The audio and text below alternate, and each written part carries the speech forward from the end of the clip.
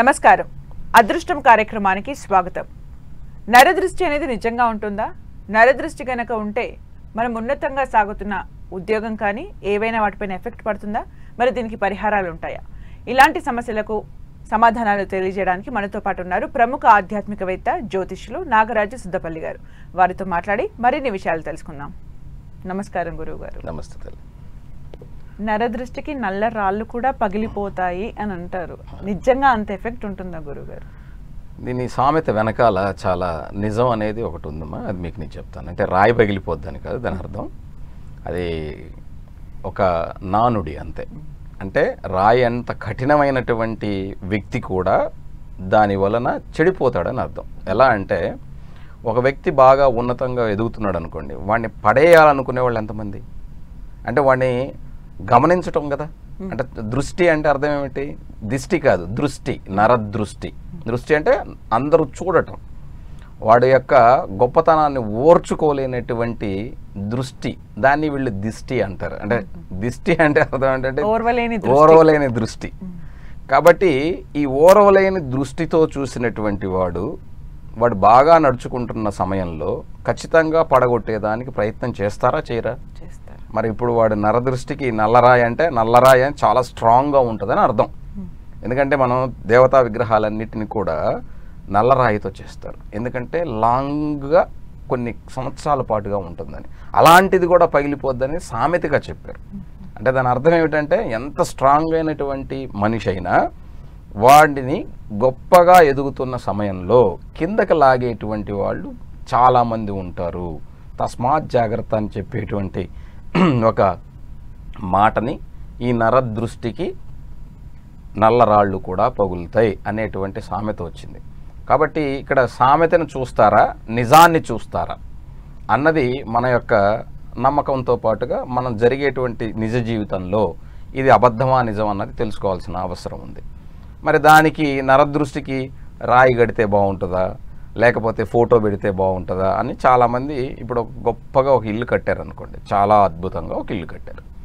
ఈ ఇల్లు కట్టినప్పుడు ఓర్వలేనటువంటి వాడు ఆ అద్దం పగలగొట్టాలనుకుంటాడు.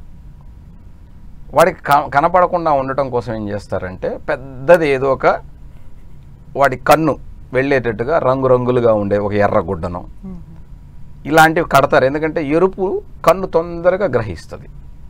దానివల్ల ఏంటంటే ఒక పెద్ద ఎర్రటి గుడ్డను కట్టడం, లేదంటే ఒక పెద్ద దిష్టి బొమ్మకి ఆ ఎర్రటి నాలుగు ఉండేలాగా ఒక చాలా పెద్దది పెడతారు. ఎందుకంటే ఫస్ట్ చూడంగానే నీ కాన్సన్ట్రేషన్ దాని మీదకి వెళ్ళేదానికి, ఈ ఇంటి మీదకి రాకుండా లేదా ఆ వస్తువు మీదకి రాకుండా ఉండేదానికి చేసేటువంటి ప్రక్రియ. ఇందులో తప్పే ఉంది, ఇది అందులో ఎవరికి నష్టమేం లేదు. కాకపోతే నరదృష్టి ఉంది, ఆ దృష్టి పోయేలా చేస్తామనేది చెప్పేది అది అబద్ధం. దృష్టి పోయేదానికి నువ్వేం చేయలేదు. నువ్వు నీకున్నటువంటి ఆడంబరాలను తగ్గించుకుంటే, అంటే నలుగురిలో కనపడకుండా ఉంటే, ఇప్పుడు ఉదాహరణ చెప్తామమ్మా, ఇన్కమ్ ట్యాక్స్ డిపార్ట్మెంట్ ఉంది, అదేం చేస్తా చెప్పండి?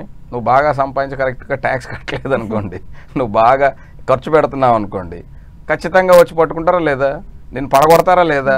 అలాగే ఎంతమంది జీవితాలు పాడైపోయినాయి, దాన్ని నరదృష్టి అంటారు కాదా? కాబట్టి నరదృష్టి అనేది మీరు అనుకుంటున్నట్టుగా మనిషి చూడటం కాదు, చెడ్డ భావంతో చూడటం.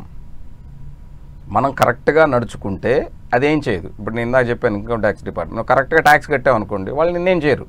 నువ్వు ట్యాక్స్ కట్టకుండా నువ్వు గొప్పగా ఖర్చు పెడుతున్నావు అంటే ఏదో ఒక రోజున ఇంత డబ్బు ఎక్కడి నుంచి వస్తుంది వీళ్ళకి అని వాళ్ళు వచ్చి పట్టుకుంటారా లేదా? దానికి లీగల్గా లేవనుకోండి, మొత్తం అయిపోతుంది కదా దాన్ని నమ్ముకొని ఉంటే. కాబట్టి దృష్టి కూడా అలాంటిది. నరుల యొక్క దృష్టి అంటే మనం నరులం కాబట్టి, సమాజంలో మన అందరం కూడా ఉంటాం కాబట్టి, ఈ సమాజం అనేటువంటిది మన శ్రేయస్సు ఎప్పుడు కోరదు. కాబట్టి ఈ సమాజంలో జాగ్రత్తగా నడుచుకో అని చెప్పేటువంటి ఒక ప్రక్రియ. కాబట్టి మీరు అన్నారు ఎదిగే టైంలో పడగొట్టడానికి అందరూ చూస్తూ ఉంటారు, దాన్ని మనము దిష్టి, నరదృష్టి అని అంటాము. మరి ఎదిగే టైంలో ఎలాంటి జాగ్రత్తలు తీసుకోవాలి ఒక వ్యక్తి? ఇప్పుడు ఎదిగే వాళ్ళు ఒదిగి ఉండమంటారు. ఇప్పుడు అడవిలో పెరుగుతున్న చెట్టును ఎవరూ చూడరు, కానీ సమాజంలో ఒక గ్రామంలో పెరిగేటప్పుడు అందరూ చూస్తారు. ఇప్పుడు ఒక వేప మొక్క పెరుగుతుంది అనుకోండి, చక్కగా వాడు దాన్ని ఇరగొట్టాలని చూస్తాడు. ఆఫ్టర్ ఆల్ ఒక చిన్న మొక్క అది, దాన్ని చక్కగా ఎదుగుతుంటే ఎవడన్నా పెంచుకుంటుంటే పక్కన ఉన్న చెట్టుని వాడు తుంచడు పళ్ళు దొంగకోవటానికి కూడా, ముందు పోయి దీన్ని తుంచుతాడు. ఎందుకంటే ఇది చక్కగా ఎదుగుతుంది, ఎదగకూడదు వీడికి. అంటే మన వాళ్ళ మైండ్ సెట్ అంత దారుణంగా ఉంటుంది. కాబట్టి ఎక్కడైనా సరే చాటు అనేది ఉండాలి. ఒక ఎదిగేటప్పుడు బిడ్డకి తల్లి చాటు ఎలా అవసరమో, ఎదిగేటప్పుడు తండ్రికి మగపిల్లవాడికి ఎంత అవసరమో, జీవితంలో మనం ఎదిగేటప్పుడు కూడా ఒక వ్యక్తి సలహా అవసరం. ఆ వ్యక్తి సలహాను నువ్వు పాటిస్తూ, అంటే కరెక్ట్గా చెప్పేవాళ్ళు ఉండాలి, పాటిస్తూ నువ్వు అందరి దృష్టిలో పడాల్సిన అవసరం లేదు. దూరంగా, అందుకనే నువ్వు సొంత ఊర్లో ఉంటే నీకు విలువ ఉండదు, అదే దూరంగా వెళితే నీకు ఖచ్చితంగా విలువ ఉంటుంది. ఎలా అంటే దానికి ఒక చిన్న కథ చెప్తా మీకు. మనందరికీ జడభరతుడు అనేటువంటి ఒక ఆయన ఉన్నాడు, ఒక గొప్ప ఋషి అనమాట. ఆయన పుట్టుకతో జ్ఞాని. అంటే అంతకుముందు వేరే కథ ఉంది, అది అందరికీ జడభరతుడి కథ అంటే అందరికీ తెలుస్తుంది.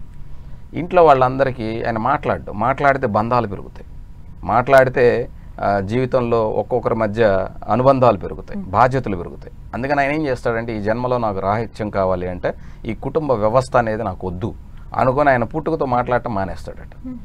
తల్లిదండ్రులు కూడా వీడికి ఏమి రాలేదని చెప్పేసి వేదం నేర్పించిన ఆయన ఆల్రెడీ జ్ఞాని, ఆయన నేర్చుకుంటాడు కానీ మాట బయటికి రాదు అనమాట. ఆ గురుకులానికి పంపించినా కూడా మాట్లాడటం. చివరికి తల్లిదండ్రులు చనిపోయినాక అన్న వదిన కూడా ఇతనిని వదిలేస్తారు. అమ్మయ్య ప్రశాంతం, ఎవరు లేరు, అయిపోయింది అనుకొని చివరికి తపస్సు చేసుకుందామని ఎక్కడో దూరంగా ఒక అడవిలో కూర్చుంటాడు. కూర్చున్నప్పుడు ఒక రాజుగారు ఒక గురువుని అన్వేషణ చేస్తూ పోతుంటే ఒక బోయ, అంటే పల్లకి పోసే బోయకి కాలు దెబ్బ తగిలిందట. ఏంట్రా నిదానంగా సాగుతుంది అంటే, ఇలాగా బోయకి కాలు దెబ్బ తగిలిందండి, దానివల్ల అంటే ఎవరన్నా ఉన్నారని చుట్టుపక్కల అంటే ఈయన కనపడతాడు. ఈయన తీసుకొచ్చి ఈయనకి మోయటం కూడా రాదనమాట. ఆయన ఎవరో గురువు అని కూడా తెలియదు. ఎక్కిస్తారు, కానీ ఈయన కింద తల వంచి పోతూ ఉంటే చీమలు కనపడుతూ ఉంటాయి. వాటిని తొక్కకుండా, చీమల బారు ఎలా ఉంటుందో వంకర టింకలుగా ఉంటుంది. ఈయన కూడా అలా ఎలా ఉంటుంటే పల్లకి సరిగ్గా సాగట్లేదు, రాజుగారికి అది పొడుచుకుంటుంది. రాజుగారు ఎవర్రా ఏంటంటే ఇలా కొత్త బోయి ఇలా చేస్తున్నాడు అని అంటే, అప్పుడు ఆయన వచ్చి అడిగినప్పుడు ఫస్ట్ టైం నోరు తెరిచి చెప్తాడు అనమాట. అప్పుడు ఈయన గురువుగా గుర్తిస్తాడు. అంటే గురువుగా గుర్తించడానికి ఆయన అడవిలోకి పోవాల్సి వచ్చింది. వాళ్ళ ఇంట్లో వాళ్ళు గుర్తించలేదు. వాళ్ళ ఇంట్లో ఏ కాడికి ఏమిటి, వాళ్ళ కొడుకు మాటలు రానివాడు, పని చేయనటువంటి వాడు, బద్ధకస్తుడు, వీడికి ఏమీ తెలియదు, ఇది మాత్రమే తెలుసు. అందుకే ఉన్న చోటు కన్నా కూడా నువ్వు బయటికి వెళితే గొప్పగా రాణిస్తావు అంటారు. దానికి అర్థం ఏమిటంటే, నువ్వు బయట కనపడకుండా అంటే నా ఉద్దేశం ఏంటంటే, నీ సమాజానికి కనపడకుండా వేరే సమాజంలో నీకు భయం ఉంటుంది, చాలా జాగ్రత్తగా ఎదుగుతాం. అదే నీ సమాజం, నీ వాళ్ళు అనుకుంటే మనకు భయం ఉండదు. కాబట్టి వీళ్ళందరూ కూడా మన వాళ్ళు ఏం చేస్తారంటే, వీడు మనకన్నా గొప్పగా ఉండకూడదు అన్న ఆలోచన వీడికి ఉంటుంది. చాలా ఈ కలియుగంలో చాలామంది కూడా ఈ నరదృష్టితోనే ఉన్నటువంటి వాళ్ళు చాలామంది ఉన్నారు. మనం నిజం చెప్పినా కూడా వీడు నిజం ఎందుకు చెప్పాలి, మా అందరిలాగే ఎందుకు ఉండకూడదు, వీడు ఎందుకు స్పెషల్గా ఉండాలన్నటువంటి వాళ్ళే ఎక్కువ మంది. కాబట్టి నువ్వు ఎంత గొప్పగా ఉండాలి అనుకుంటే నువ్వు అంత దూరంగా ఉండాలి. ఈ సమాజంలో నువ్వు కనపడకుండా ఎదగాలి. నీ యొక్క ఎదిగేటప్పుడు ఆర్భాటాలు చేయకూడదు. ఒక చెట్టు గొప్పగా ఎదిగిపోయింది అనుకోండి, అప్పుడు ఎవరు దాన్ని ఇది చేయలేరు. కానీ ఎదుగుతున్నప్పుడు కనపడింది అనుకోండి, తుంచేస్తారు. కాబట్టి ఈ నరదృష్టి అంటే అది సామెత కాదు, నువ్వు జాగ్రత్తగా ఉండు ఈ సమాజంతో అని చెప్పేటువంటి ఒక గొప్ప మాట. కాబట్టి దాన్ని ఆ విధంగా తీసుకుంటే నీకు ఉపయోగపడుతుంది. అంతేగాని దృష్టి కోసం నువ్వు తాయెత్తు కట్టుకున్నా లేకపోతే ఇంకోటో అది అవ్వదు. కానీ తాయెత్తు అంటే మీకు ఇంకొక విషయం చెప్పాలి. తాయెత్తు అంటే వీళ్ళందరూ చెప్పేటువంటి తాయెత్తు కాదు. పూర్వం మన వాళ్ళు ఏం చేసేవారంటే, తల్లి పేగు నుంచి విడబడిన తర్వాత, కట్ చేసిన తర్వాత మన బొడ్డు పేగు ఏదైతే ఉంటుందో ఊడిపోతుంది. ఆ ఊడిపోయినటువంటి ఆ బొడ్డుని ఏం చేసేవాళ్ళు అంటే, వెండిలో జాగ్రత్తగా, అంటే రాగిలో పెడితే మళ్ళీ రాగి గాలికి ఇది అవుతుంది కాబట్టి వెండి కూడా అవుతుంది, నల్లగా అవుతుంది, కానీ లోపల పక్కన జాగ్రత్తగా సీజ్ చేసేవాళ్ళు. ఈ రోజున మీరు చెప్పుకునే స్టెమ్ సెల్ బ్యాంక్, ఇది ఆ పిల్లవాడి యొక్క మొలతాడుకు కట్టేవాళ్ళు. ఎందుకు కట్టేవాళ్ళు అంటే, ఎప్పుడైనా వాళ్ళకి ఏదైనా సీరియస్గా బాగలేని రోజుల్లో, ఆ రోజుల్లో ఇంత సైన్స్ అడ్వాన్స్గా లేని రోజుల్లో, హాస్పిటల్స్లో లేని రోజుల్లో ఆ బొడ్డు తీసి సాది వాళ్ళు దాంట్లో కలిపి ఇచ్చేవాళ్ళు. దానివలన ఆరోగ్యం బాగుపడుతుంది అన్నటువంటి విశ్వాసం, నమ్మకం ఆ రోజుల్లోనే ఉంది. ఈ రోజున మీరు చెప్పుకునే స్టెమ్ సెల్లే బ్యాంకే ఆ యొక్క తాయెత్తు. మరి తాయెత్తు అంటే వీళ్ళందరూ అనుకుంటున్నట్టు కాదు, దయచేసి అది తెలుసుకోండి. అంతే, తాయెత్తు అంటే లోపల కుంకుమ పోసి దాన్ని బిరడా వెగ్గొట్టి నీకు ఇది తగ్గిపోద్ది, అది తగ్గిపోతే ఏం తగ్గిపోదు. కానీ నీ బొడ్డు పేగు యొక్క ఇది ఎందుకంటే ఎక్కడో పెట్టామనుకోండి, ఆ బిడ్డ ఎక్కడో ఉన్నాడు అనుకోండి, ఇబ్బంది అవుతుంది. కానీ అదే తన మొలతాడులో ఉందనుకోండి, అది సేఫ్గా ఉంటుంది. అందుకని మొలతాడికి ఆ వెండి తాయెత్తు కట్టేవాళ్ళు, లోపల ఈ బొడ్డు పేగు పెట్టి. ఎంత గొప్ప ఐడియా చెప్పండి. అందువల్ల మన పూర్వీకులు చేసినటువంటి ఒక్కొక్క ప్రక్రియ, అందులో ఉన్నటువంటి వెనక ఉన్నటువంటి అవగాహనని మనం అర్థం చేసుకోకుండా ఈ కాలానికి తగ్గట్టుగా వాళ్ళు లేరన్నటువంటి ఉద్దేశం, మనకన్నా అడ్వాన్స్గా ఉన్నారు వాళ్ళు. ఇప్పుడు మీకు చిన్న ఉదాహరణ చూడండి, 40 ఏళ్ల క్రితం మీరు దూరదర్శన్లో అడ్వర్టైజ్మెంట్, కోల్గేట్ కానీ అడ్వర్టైజ్మెంట్ చూస్తే, బొగ్గుతో తోముకుంటారా, పుల్లతో తోముకుంటారా, ఇంత అడ్వాన్స్ కాదా మీరు, పేస్ట్ లేదా మీ ఇంట్లో అనేవాళ్ళు. మరి అదే 40 ఏళ్ల తర్వాత ఇప్పుడు అదే పేస్ట్లో చార్కోల్ ఉందా, నీము ఉందా, మరి అదే అడుగుతున్నారు. సో పిచ్చోళ్ళు ఎవరు? వ్యాపారం చేసుకునేటువంటి వాళ్ళు సైన్స్ పేరు మీద దోపిడీ చేస్తుంటే నమ్మకం పేరు మీద కూడా దోపిడీ చేసేవాళ్ళు ఉన్నారు, లేదని నేను చెప్పట్లేదు, అన్ని దిక్కులా ఉంటారు. కాకపోతే మన యొక్క సంస్కృతి సాంప్రదాయాల్లో ఉన్న జ్ఞానాన్ని ఖచ్చితంగా ఈ దోషాల పేరు మీద దోచుకుంటే తప్పే, అది ఎవరు చేసినా తప్పే. కానీ జ్ఞానాన్ని పంచటంలో తప్పులేదు. అందులో ఉన్నటువంటి జ్ఞానాన్ని మీరు గ్రహిస్తే మీరు జీవితంలో నరదృష్టి ఉంది అని ఎవరన్నా చెప్తే, ఓహో నేను ఎదుగుతున్నానా, గుడ్, అయితే నేను అలర్ట్గా ఉండాలి, జాగ్రత్త పడాలి అన్నది తెలుసుకోండి. అంతే తప్ప మీరు నరదృష్టి అనగానే అబ్బా నిజమే వాడు అట్లా అంటున్నాడు ఇలాంటివన్నీ పిచ్చి పిచ్చిగా నమ్మకండి. దాని వెనకాల ఉన్న ఆంతర్యాన్ని మాత్రమే మనం గుర్తుపెట్టుకుంటే మనం జీవితంలో పైకి ఎదిగేదానికి అవకాశం ఉంటుంది.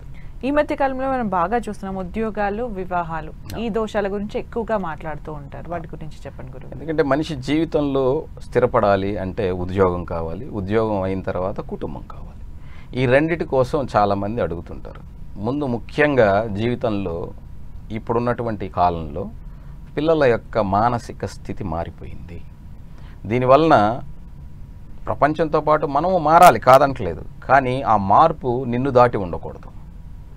నీతో పాటు నీ యొక్క నిజమైనటువంటి జీవనాన్ని, నీ యొక్క ఐడెంటిటీని మార్చుకునే విధంగా నీ మార్పు ఉండకూడదు. ఎందుకంటే నువ్వు ఒక మనిషివి, నీకంటూ కొన్ని నియమాలు ఉంటాయి, వాటిని జాగ్రత్తగా పాటిస్తూ సమాజంతో పాటుగా మనం వెళ్ళాలి.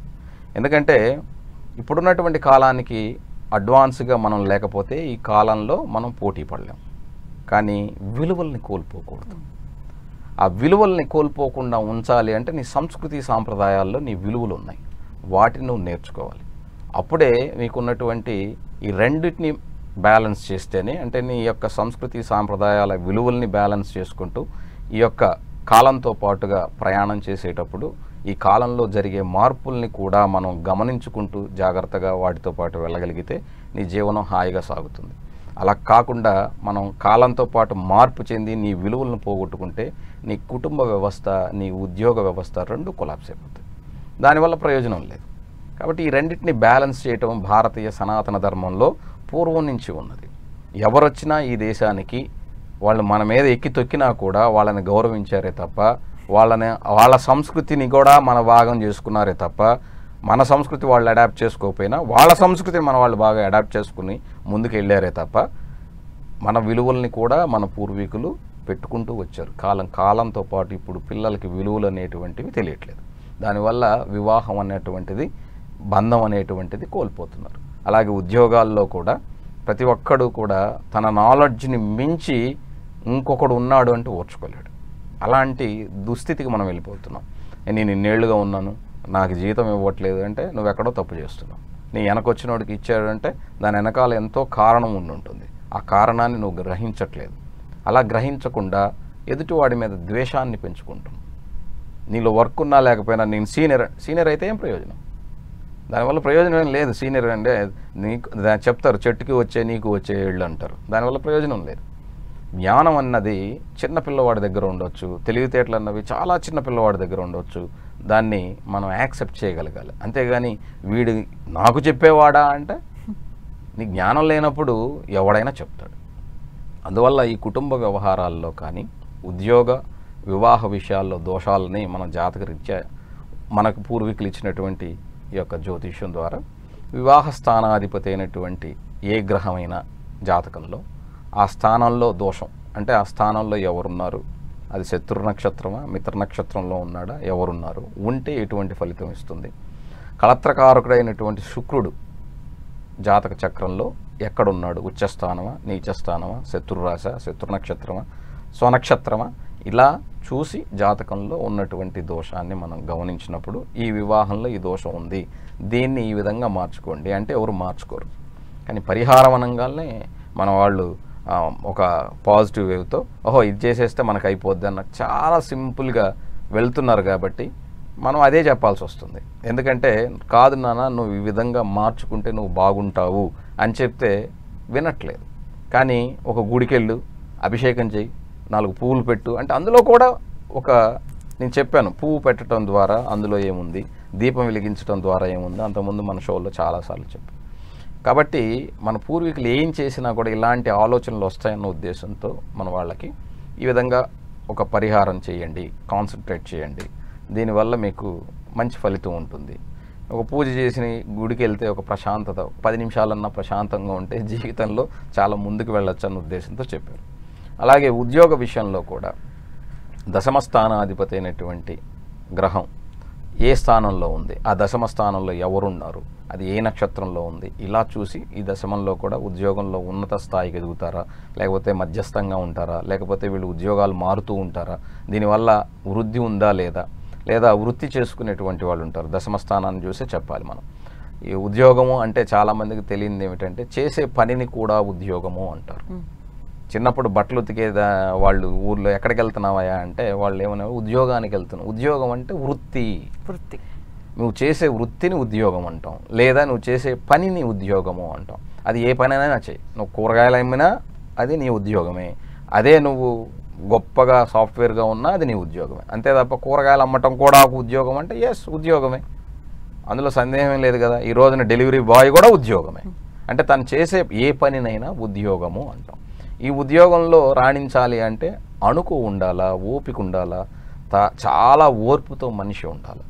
ఇలా ఉంటేనే వాళ్ళ జీవితంలో ముందుకు ఎదిగేదానికి అవకాశం. అలా ఓపిక ఓర్పు లేనటువంటి వాళ్ళు తొందరగా ఎదగరు. కానీ చాలామంది అంటుంటారు ఏమని, నాకు అసలు ఎటువంటి ఇది లేదు, నేను చెప్పింది కరెక్ట్గా చేస్తాను, అయినా కూడా నాకు ఇంక్రిమెంట్ లేరు, లేకపోతే ఇంకోటి చేయరు, చెప్పిన మాటలు వింటారు, అట్లా అని అంటారు. నేను ఒక్కటే చెప్తాను, అలాంటి చోట్ల పని చేయకు మరి. కానీ నీకు ఉద్యోగం కావాలి, ఇంకెక్కడ రాదు. కానీ ఇక్కడ మాత్రం నీ కాన్సన్ట్రేషన్ నీ ఉద్యోగం మీద లేకుండా నీకు వేసే ఇంక్రిమెంట్ మీదో పక్కనోడి మీదో ఉంటే నీ మనసు ఎప్పుడూ కూడా పని చేయదు. అది దోషం అంటాను నేను. ఆ దోషాన్ని ఎవరు మార్చుకోవాలి? తనే మార్చుకోవాలి. అరే బాబు నీ ఆలోచన ఇలా ఉంది, నువ్వు మార్చుకో అంటే ఎవడైనా తన తప్పును ఒప్పుకుంటాడా? ఒప్పుకోకపోగా చెప్పిన వాడిని ఎదురు తిరిగి నువ్వు పెద్ద ఇదా అని అడుగుతారు. అందుకని చెప్పటం మానేస్తున్నారు. అందుకని ఈ కాలంలో చెప్పేవాళ్ళు లేకుండా పోతారు. దానికి కారణం ఏమిటంటే మన అహం. ఈ మన అహం వల్లనే కుటుంబ వ్యవస్థ అయినా, స్నేహితులైనా, ఉద్యోగమైనా, ఎక్కడైనా సరే జీవితంలో మనం ఎదగలేకపోవటానికి కారణం అహం అనేటువంటిది మనలో చోటు చేసుకుంటే, వీడు నాకు చెప్పేవాడా అని అనుకుంటే మాత్రం దయచేసి మీరు ఇబ్బంది పడతారు. కాబట్టి వృత్తి ఉద్యోగాల్లో మిమ్మల్ని మార్చుకోవాల్సి.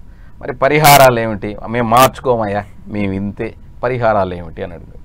వివాహ స్థానానికి అధిపతి ఎవరైతే ఉంటారో ఆ అధిపతి ఎవరో తెలుసుకోండి మీ జాతకంలో. ఒకవేళ బుధుడైతే విష్ణువు యొక్క భక్తికి కారకుడు, విష్ణు భక్తిని ఏర్పరచుకోండి. విష్ణు భక్తి అంటే ఏమిటి? విష్ణు సహస్రనామాన్ని చదవండి. విష్ణు అంటే సర్వము వ్యాపించి ఉన్నవాడు, అంటే సమస్తాన్ని ప్రేమించగలిగేటువంటి శక్తి ఉండాలి, అందరితో సమన్వయం చేసుకునేటువంటి గుణాన్ని అలవర్చుకోవాలి అని చెప్పేటువంటి గొప్ప సూత్రం అది. కానీ అది చెయ్యరు. విష్ణు సహస్రనామాన్ని గడగడగడ చదివేస్తాం, మనకు దోషం పోయింది అనుకుంటాం. ఎందుకంటే నీ మానసిక స్థితి, నీ వృత్తి ప్రవృత్తిని బట్టే నీవు హాయిగా నడుచుకుంటావు. మళ్ళీ కొన్ని రోజుల తర్వాత మళ్ళీ ఇబ్బందిని వస్తావు. ఎందుకంటే నువ్వు పూర్తిగా మారలేదు కాబట్టి నీకు మళ్ళీ ఇబ్బందులు వస్తూనే ఉంటాయి. కాబట్టి ఆ స్థానాధిపతి ఎవరు, ఆ స్థానానికి అధిదేవత ఎవరు, ఆ అధిదేవతని ప్రార్థన చేసుకునే ప్రయత్నం చేయండి. అలాగే గురువు గారు, వివాహానికి ముందు జాతకాలు చూస్తారు, పెళ్లి కూతురువి పెళ్లి కొడుకువి. అరేంజ్ మ్యారేజెస్ లో కూడా మనం చాలా విడాకులు చూస్తున్నాం. అప్పుడు తెలియదా పెళ్లి చేసే ముందు?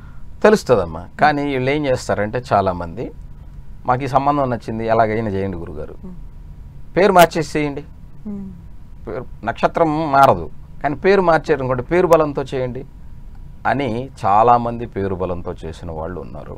పేరు బలంతో చేసుకున్న వాళ్ళు కలిసి ఉన్నారు. నేను అదే చెప్తున్నాను, వ్యక్తిగతంగా మారనటువంటి వాళ్ళు జాతకం చూసినప్పుడు, నేను అందరినీ అనట్లేదు, చాలామంది ఇప్పుడున్నటువంటి కాలంలో వాళ్ళకి ఏది కావాలో అది చేస్తున్నారే తప్ప నిక్కచ్చిగా చెప్తే నాకు డబ్బులు రావు, మరి నేను బ్రతకాలి కదా, మరి అందుకని నువ్వు చెప్పినట్టు చేస్తే గురుగారు మీరు చెప్పారండి అని చెప్పి మళ్ళీ నీకే వచ్చి చేస్తారనమాట. ఇప్పుడు సమస్య వచ్చింది కదా, మళ్ళీ ఏదన్నా పరిహారం చెప్పండి. ఇలా జీవితాలు ఉన్నాయి. కానీ కాలంలో నేను అదే అంటున్నాను, కాలంతో పాటుగా విలువలు పోగొట్టుకోకూడదు. విలువలు పోతే కుటుంబ వ్యవస్థ పాడైపోతుంది. అది జాతకం చూసినా చూడకపోయినా. జాతకం చూసేటప్పుడు తెలుస్తుంది, తెలిసినా చెప్పామనుకోండి, లేదంటే మాకు వీళ్ళు దగ్గర వాళ్ళు, లేకపోతే బాగా ఆస్తుంది, లేదా మాకు బాగా యాప్ట్ అవుతారు, ఇద్దరు పిల్లలు చూడటానికి బాగున్నారు, ఒకరొకరు ఇష్టపడుతున్నారండి, ఏదైనా చూడండి అన్నప్పుడు సరే ఈ ముహూర్తానికి పెట్టుకోండి అంటారు. కానీ వాళ్ళు ఈగోలు రేజ్ అయినప్పుడు ఎలాంటి ముహూర్తమైనా అది కట్ అయిపోతుంది. మన జాతకంలో ఏమున్నా మన ప్రవర్తనతో మనం మార్చుకోవచ్చు. అందుకే చెప్తుంది, ఎవరి జాతకాన్ని వాళ్ళే మార్చుకోవాలి తప్ప భగవంతుడు రాసిన రాతని నువ్వే మార్చుకుంటావు. నీ ప్రయత్నంతో నువ్వే గెలుస్తావు, నువ్వే ఓడిపోతావు. కాబట్టి ప్రయత్నం ఎవరిది ఉండాలి? మనది ఉండాలి. ఆ ప్రయత్నం అనేది ఎలా ఉండాలి? చాలా స్ట్రాంగ్గా ఉండాలి. నిన్ను నువ్వు మార్చుకునేంతగా మంచి ప్రయత్నం ఉండాలి.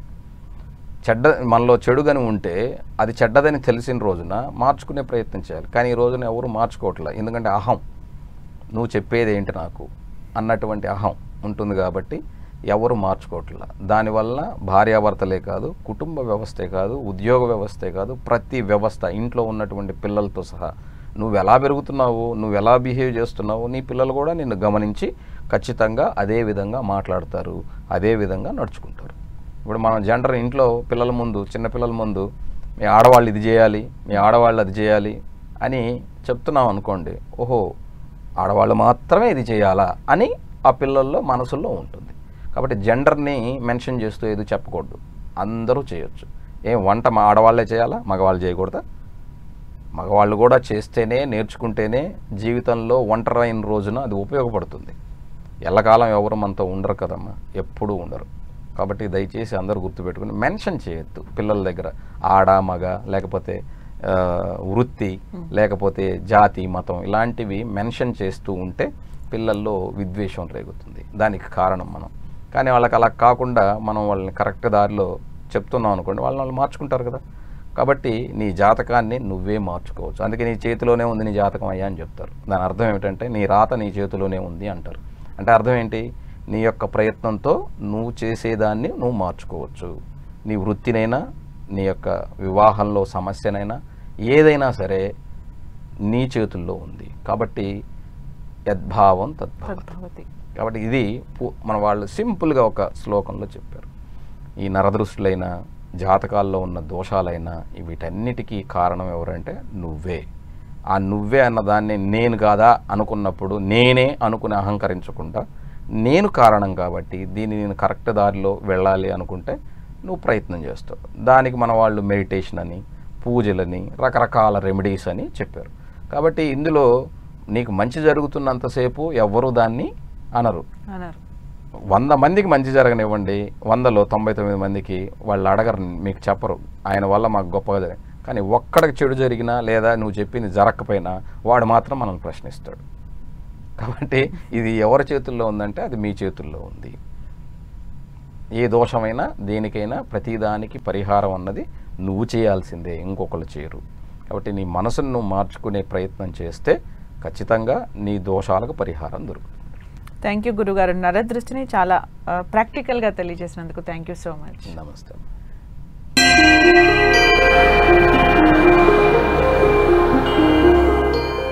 చూశారు కదండి, ఇది వాటి అదృష్టం కార్యక్రమం. మరో అంశంతో మళ్ళీ కలుద్దాం. Keep watching 10 TV.